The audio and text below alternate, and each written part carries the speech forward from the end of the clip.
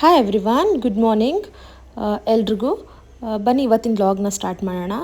ನೀವು as usual vlog ನೋಡ್ಕೊಂಡು ಹೋಗಿ, ನಾನು ಮಾತಾಡ್ತಾ ಹೋಗ್ತೀನಿ, ಕೇಳಿಸ್ಕೊಳ್ಳಿ. ಏನು ಅಂತಂದರೆ ನಮಗಿಂತ ಬೇರೆ ಬೆಸ್ಟ್ ಫ್ರೆಂಡ್ ಯಾರೂ ಇಲ್ಲ ಅಂತ ನಾನು ಭಾವಿಸ್ತಾ ಇದ್ದೀನಿ. ಯಾಕಂದರೆ ನನ್ನನ್ನು ನಾನು ಅರ್ಥ ಮಾಡ್ಕೊಂಡಷ್ಟು ಯಾರೂ ಅರ್ಥ ಮಾಡ್ಕೊಂಡಿಲ್ಲ ಅಂತ ನನಗೆ ಗೊತ್ತು.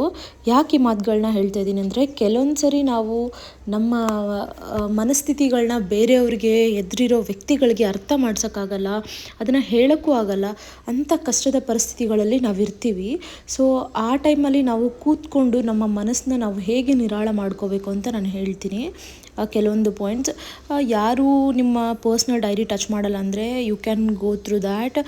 ಡೈರಿಲಿ ಬರೆದು ನಿಮ್ಮ ಮನಸ್ಸನ್ನ ಹಗುರವಾಗಿ ಮಾಡ್ಕೋಬೋದು. ನೆಕ್ಸ್ಟ್ ಬಂದುಬಿಟ್ಟು ಒಂದು ಪೇಪರಲ್ಲಿ ಬರೆದ್ಬಿಟ್ಟು ಅದು ಇಲ್ಲ ಆಗಿಲ್ಲ ಅಂತ ಹೇಳಿಬಿಟ್ಟು ಡಿಲೀಟ್ ಮಾಡಿಬಿಡಿ. ಲೈಕ್ ಡಿಲೀಟ್ ಅಂದರೆ ಸುಟ್ಟುಬಿಡಿ ಆ ಪೇಪರ್ನ.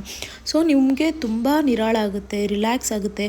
ಆ್ಯಂಡ್ ನಾನು ಹೇಳೋದು ಯಾಕೆ ಇದನ್ನು ಹೇಳ್ತಿದ್ದೀನಿ ಅಂದರೆ, ಫ್ರೆಂಡ್ಸಿಗೆ ಹೇಳ್ಕೊಂಡ್ರೆ, ಫ್ಯಾಮಿಲಿಗೆ ಹೇಳ್ಕೊಂಡ್ರೆ ಸೊಲ್ಯೂಷನ್ ಸಿಗುತ್ತೆ ಅನ್ನೋ ಈ ನೆಪದಲ್ಲಿ ನಾವೇ ಜೋಕರ್ಗಳಾಗ್ಬಿಡ್ತೀವಿ. ಸೊ ಹಾಗಾಗಿ ನಮ್ಮನ್ನು ನಾವು ಹೇಗೆ ಹೀಲ್ ಮಾಡ್ಕೋಬೇಕು ಅಂತ ಹೇಳ್ತಾ ಇರೋದು. ಯಾಕಂದರೆ ಕೆಲವೊಬ್ಬರು ಎಷ್ಟು ಲೈಟಾಗಿ ತೊಗೊಂಡ್ಬಿಡ್ತಾರೆ ಅಂದರೆ, ನಮ್ಗೆ ಏನೋ ಒಂದು ಕಷ್ಟಕ್ಕೆ ಪರಿಹಾರ ಸಿಗುತ್ತೆ ಅಂತ ಯಾರ ಹತ್ರನೋ ಏನೋ ಹೇಳ್ಕೊಂಡಾಗ ಅವ್ರು ಅದನ್ನು ಆ ತಕ್ಷಣಕ್ಕೆ ಅವರು ಹೌದಾ, ಓಕೆ ಅನ್ನೋಂಗೆ ಮಾತಾಡ್ತಾರೆ.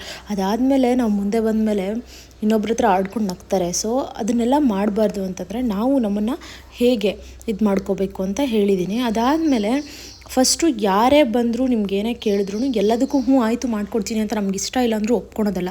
ನೋ ಅಂತ ಹೇಳೋದನ್ನು ಕಲೀರಿ. ಹಾರ್ಡಾಗ್ಬೋದು ಆ ಟೈಮ್ಗೆ ನಿಮಗೆ ಹೇಳೋದಕ್ಕೆ. ಅದಾದಮೇಲೆ ಹೇಳಾದ್ಮೇಲೂ ಓ ಅಂತ ಅನಿಸ್ಬೋದು. ಬಟ್ ಹೇಳಿದ್ಮೇಲೆ ಟ್ರಸ್ಟ್ ಮೀ, ನಿಮ್ಮಷ್ಟು ಮನಸ್ಸು ನಿರಾಳವಾಗಿರೋರು ಯಾರೂ ಇಲ್ಲ. ಒಂದ್ಸರಿ ಟ್ರೈ ಮಾಡಿ ನೋಡಿ. ಸಣ್ಣ ಪುಟ್ಟ ಥಿಂಗ್ಸ್ ಆಗಿರ್ಬೋದು, ನಿಮ್ಗೆ ಇಷ್ಟ ಇಲ್ಲ ಅಂದರೆ ನೋ ಅಂತ ಬಿಲ್ಕುಲ್ ಹೇಳಿಬಿಡಿ, ಮಗು ಕೊಡ್ದಂಗೆ. ಅದಾದಮೇಲೆ ನಿಮಗೆ ಸೆಲ್ಫ್ ಕಾನ್ಫಿಡೆನ್ಸ್ ಅನ್ನೋದು ಬಿಲ್ಡ್ ಆಗುತ್ತೆ.